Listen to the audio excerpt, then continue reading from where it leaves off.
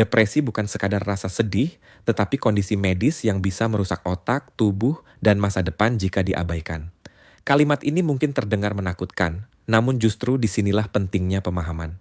Depresi adalah gangguan mental yang kompleks, memengaruhi lebih dari 264 juta orang di seluruh dunia menurut WHO. Tidak ada solusi tunggal yang ampuh untuk semua orang karena depresi dipengaruhi oleh faktor biologis, psikologis, dan sosial. Namun, ilmu pengetahuan telah memberikan banyak jalan yang terbukti membantu penderita keluar dari lingkaran gelap ini.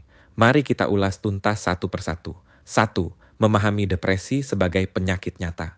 Depresi bukan sekadar kelemahan mental atau kurang bersyukur. Secara biologis, depresi berkaitan dengan perubahan neurotransmitter otak seperti serotonin, dopamin, dan norepinefrin.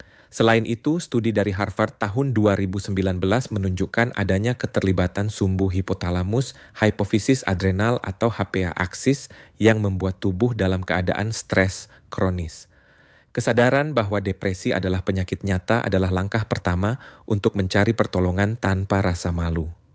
2. Peran terapi psikologis. Salah satu pendekatan paling efektif adalah psikoterapi, terutama Cognitive Behavioral Therapy atau CBT. CBT membantu pasien mengenali pola pikir negatif yang memperkuat depresi dan menggantinya dengan cara berpikir yang lebih adaptif.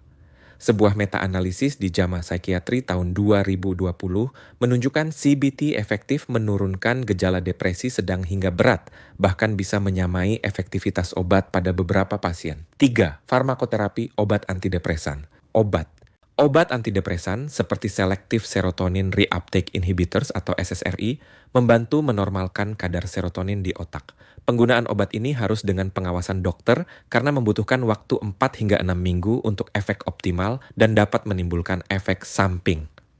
Penelitian dari The Lancet tahun 2018 menegaskan bahwa hampir semua jenis antidepresan lebih efektif dibandingkan placebo, meskipun respons tiap individu berbeda. Keempat, olahraga sebagai terapi alami. Olahraga terbukti meningkatkan produksi endorfin, serotonin, dan dopamin yang memperbaiki suasana hati.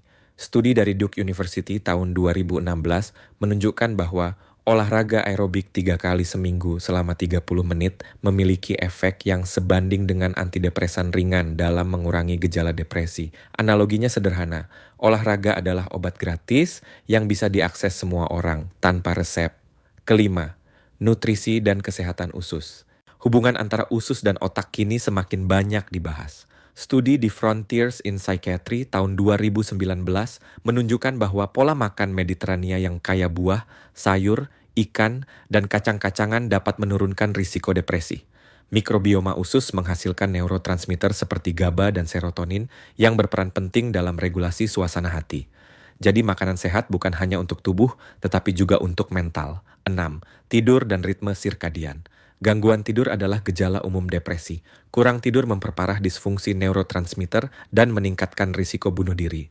Penelitian dari Sleep Medicine Reviews tahun 2017 menegaskan bahwa terapi berbasis tidur seperti Cognitive Behavioral Therapy for Insomnia atau CBT-1 sangat efektif membantu pasien depresi.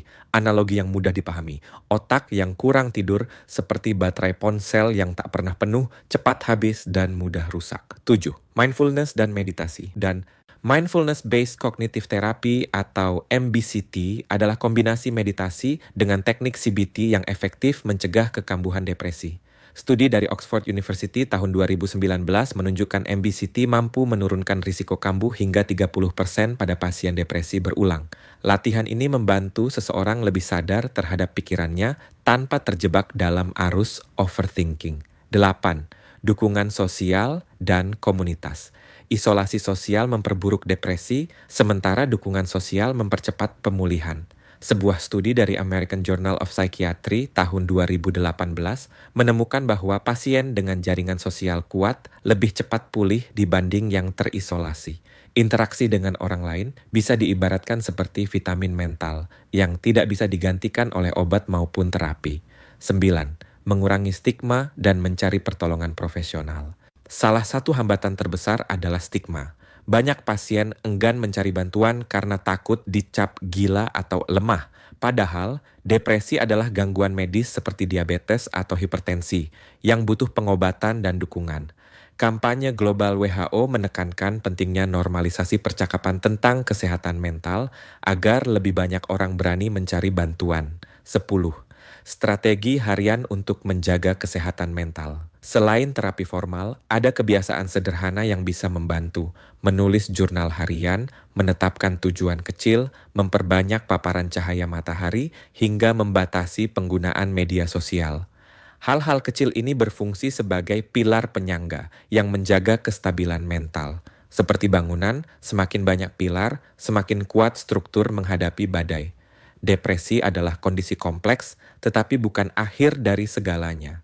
Ilmu pengetahuan memberi kita banyak jalan untuk pulih, mulai dari terapi, obat, nutrisi, olahraga, hingga dukungan sosial. Sekarang pertanyaannya, menurut kamu, apakah cara terbaik mengatasi depresi adalah lewat obat, terapi, atau kombinasi keduanya?